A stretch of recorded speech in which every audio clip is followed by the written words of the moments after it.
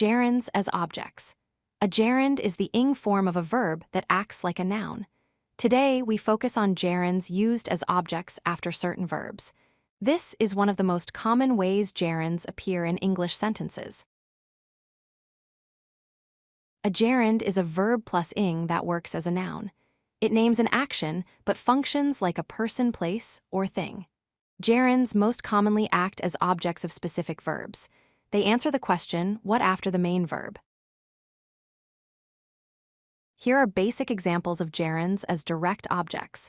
I enjoy swimming. The gerund swimming receives the action of enjoy and tells what I enjoy. She likes reading. Reading receives the action of likes. They avoid cooking. Cooking receives the action of avoid. More examples of gerunds as direct objects. He hates flying. Flying receives the action of hates. We finished eating. Eating receives the action of finished. She started running.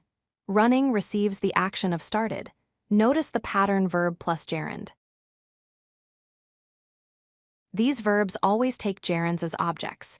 Enjoy doing, like doing, love doing, hate doing. When you see these verbs, remember they need the ing form, not to plus verb. This is a fixed pattern in English.